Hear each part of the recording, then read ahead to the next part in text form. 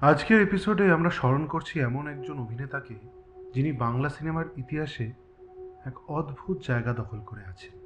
তা আলো নয়, আলোর পাশের ছায়ায় দাঁড়িয়ে।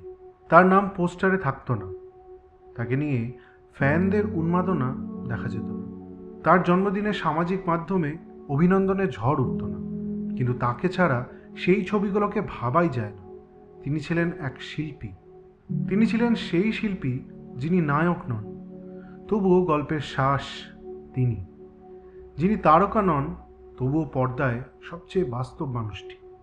আমরা কথা বলছি কল্যাণ চট্টোপাধ্যায়, শিল্প, বিনয় আর অধ্যাবসার আরেক নাম, যার প্রয়াণ ঘটেছে গত 7ই ডিসেম্বর 2025, এবং যার চলে যাওয়াটা যেন আমাদের সিনেম্যাটিক স্মৃতিকে আরেকটু নিঃসঙ্গ করে তুলল।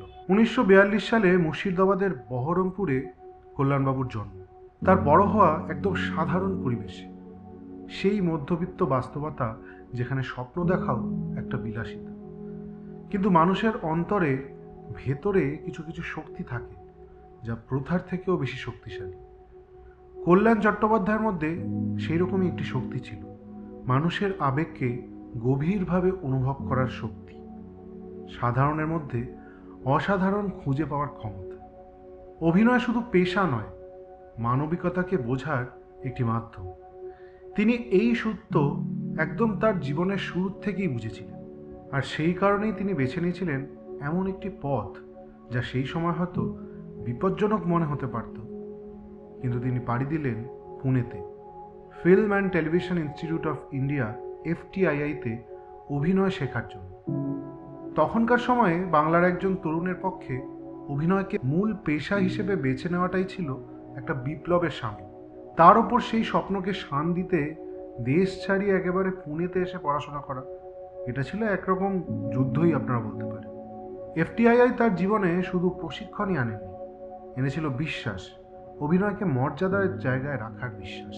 FTII থেকে কলকাতায় ফিরে তিনি ছবিতে সুযোগ খুঁজতে শুরু করেছিলেন, এবং সেই শুরুর আগুন ধরিয়ে দিল তপন সিনহার আপনজন।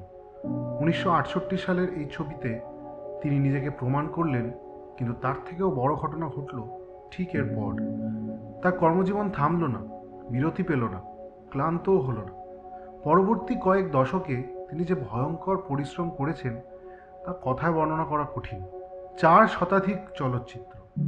কেউ যদি বলে বাংলা সিনেমা দেখেনি, তাও ঠিক, কিন্তু বাংলা সিনেমা দেখেছেন অথচ কল্যাণ চট্টোপাধ্যায়কে দেখেননি এমন মানুষ হয়তো খুঁজে পাওয়াটা সম্ভব নয়। এর কারণ তিনি ছিলেন সর্বত্র। চশমা পরা মধ্যবিত্ত মানুষ, সংগ্রামী যুবক, ছোটোখাটো ব্যবসায়ী, হতাশ বাবা, ধূর্ত আত্মীয়, কোনো এক সরকারি কর্মচারী, অপমানিত মানুষ, অসহায় আত্মীয়, সব চরিত্রেই তিনি ছিলেন একেবারে সাবলীল। এমনভাবে ঢুকে যেতেন যে আলাদা করে তাকে চিনে ফেলার প্রয়োজনই কখনো মনে হয়। তিনি সামনে থাকলেও তার অভিনয় কখনো চিৎকার করে নিজেকে প্রমাণ করার চেষ্টা করেনি। তিনি পাশে থাকলেও চরিত্রকে ভরসা দিয়েছেন, এটাই তার শক্তি। আর এরই মধ্যে তার জীবনে এলো একটি বিশেষ অধ্যায়, সত্যজিৎ রায়। সত্যজিৎ রায়ের প্রতিদ্বন্দ্বী ছবিতে তিনি সুযোগ পেয়ে নিজেই অবাক হয়েছিলেন। এমনকি প্রথমবার তিনি বিশ্বাসই করতে পারেননি, ভেবেছিলেন কেউ হয়তো ঠাট্টা করছে তার সঙ্গে। কিন্তু সেটে দাঁড়িয়ে তিনি বুঝেছিলেন যে তিনি এমন এক মানুষের সঙ্গে কাজ করার সুযোগ পেয়েছেন যার নির্দেশে অভিনেতার ও নিজের মধ্যে থাকা সমস্ত অহংকারকে ভেঙে একটা নতুন মানুষ হয়ে বেরোনো যায়। সত্যজিৎ রায় সবার থেকে যা চাইতেন তা হলো স্বাভাবিকতা, অন্তর্নিহিত সত্য, মানবিক সুর। কল্যাণ চট্টোপাধ্যায় ঠিক সেটিই তাকে দিতে পেরেছিলেন। প্রতিদ্বন্দ্বিতে তার ভূমিকা ছোট হলেও দর্শকের কাছে তা সহজে ভুলে যাওয়ার মতো চরিত্র হয়ে থাকেনি, কারণ তিনি দৃশ্যে ছিলেন না, তিনি ছিলেন জীবনের মধ্যে। চরিত্র যেন জন্ম নিয়েছিল তার অভ্যন্তর থেকে। বাংলা সিনেমার একটা চিরস্থায়ী রহস্য হলো সত্যজিৎ রায়ের ছবিতে নায়ক হওয়ার প্রয়োজন নেই। অনেক সময় একটা ফ্রেমই অভিনেতাকে অমর করার জন্য যথেষ্ট। কল্যাণ চট্টোপাধ্যায় সেই বিশেষ জায়গায় দাঁড়িয়ে আছেন, কিন্তু তার উজ্জ্বলতা সত্যজিৎ রায়ের ছবিতেই কিন্তু সীমাবদ্ধ হয়ে থাকেনি। তিনি তপন সিনহা, অরবিন্দ মুখোপাধ্যায়, তরুণ মজুমদার, বুদ্ধদেব দাশগুপ্ত, একের পর এক প্রজন্মের পরিচালকের সঙ্গে অভিনয় করে গেছেন। কাহিনীর ধরন বদলেছে, সিনেমার ভাষাও বদলেছে, প্রজন্মের পর প্রজন্ম বদলে গেছে, কিন্তু তার জায়গা কিন্তু বদলায়নি। ধন্যী মেয়ে, সাগিনা মাহাতো, সফেদ হাতি, পার, এইসব শুধু এক একটি চলচ্চিত্রের নাম নয়, বাংলা সিনেমার বিভিন্ন সময়ের পরিচয়। আর সেসব সময়ের অন্যতম সঙ্গী ছিলেন কল্যাণ চট্টোপাধ্যায়। তিনি প্রমাণ করেছেন যে চরিত্র ছোট হয় না, বরং কিছু যদি ছোট হয় তা হতে পারে অভিনয়ের দক্ষতা। আর তার কাছে চরিত্র ছোট কখনোই ছিল না, বা বড়ও ছিল না। চরিত্র তার কাছে সবসময় একটাই জিনিসের প্রতীক ছিল, তা হলো সত্য। সহ অভিনেতারা বলতেন তিনি ছিলেন অত্যন্ত শান্ত, পরিশ্রমী এবং শুটিং ফ্লোরে সবচেয়ে কম দাবি করা একজন মানুষ।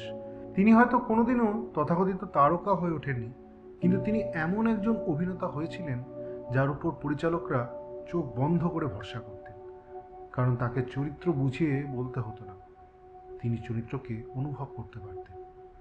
অভিনয় তার কাছে ছিল শিল্প, এবং শিল্পীর অহংকার তার কখনোই ছিল না। 7ই ডিসেম্বর 2025 তিনি চলে গেলেন। দীর্ঘ অসুস্থতা, বয়স এবং অবশেষে 81 বছর বয়সেই তিনি শেষ নিঃশ্বাস ত্যাগ করলেন। বাংলা সিনেমা সেই সন্ধ্যায় যেন থমকে গিয়েছিল কিছুক্ষণের জন্য। আমরা বুঝলাম যে আমরা হারালাম চেনা মানুষটিকে, সেই অনির্বাচনীয় আন্তরিকতাকে, সেই চরিত্র অভিনয়ের সংজ্ঞাটিকে, যে সংজ্ঞা এখন সিনেমায় খুঁজে পাওয়া ক্রমশ কঠিন হয়ে উঠছে। কিন্তু সত্যিটা এটাই, সিনেমার মানুষ সত্যিকারের কখনোই মারা যান না। আমরা যখন ধন্যী মেয়ে দেখব, যখন আমরা প্রতিদ্বন্দ্বী দেখব, যখন কোনো পুরনো বাংলা ছবিতে হঠাৎ একটা চেনা মুখ দেখে আমরা হয়তো নাম ধরে কখনো ডাকবো না, কিন্তু হৃদয়ে সবসময় তিনি থেকে যান। তিনি তখনই আবার বেঁচে উঠবেন আমাদের মাঝে। আলো নিভে গেলেও শিল্প কিন্তু কখনো নেবে না। আজ সিনেমার গীত তরফ থেকে তাকে শ্রদ্ধা জানিয়ে এই পর্বটি আমরা করলাম। এমন অভিনেতারা আমাদের বারবার মনে করিয়ে দেন সিনেমা শুধু তারকাদের আলোর উপর দাঁড়িয়ে থাকে না, গল্প, চরিত্র, মানুষের সত্যের উপর দাঁড়িয়ে থাকে। দর্শকদের উদ্দেশ্যে একটি অনুরোধ, আপনাদের কোনো প্রিয় সিনেমার দৃশ্য যদি মনে থাকে যেখানে কল্যাণ চট্টোপাধ্যায় ছিলেন, কমেন্টের মাধ্যমে আমাদের লিখে জানান।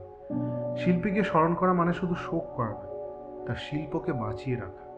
তার যাত্রা হয়তো শেষ হয়েছে, কিন্তু তার প্রদর্শন অনন্ত। আশা করছি আমাদের এই পর্বটা আপনাদের ভালো লাগলো। শেষ অভিনীত কয়েকটি ছবির মধ্যে একটি শর্ট ফিল্ম এপিটাফ নিয়ে হয়তো কিছুদিন পরেই তার পরিচালক অর্ণব গঙ্গোপাধ্যায়ের সাথে কথা বলব। আমার মনে হয় সেই সময় হয়তো কল্যাণ চট্টোপাধ্যায়কে নিয়ে আরও কিছু তথ্য, আরও কিছু অজানা কথা আমাদের সামনে নিয়ে আসতে পারবেন পরিচালক।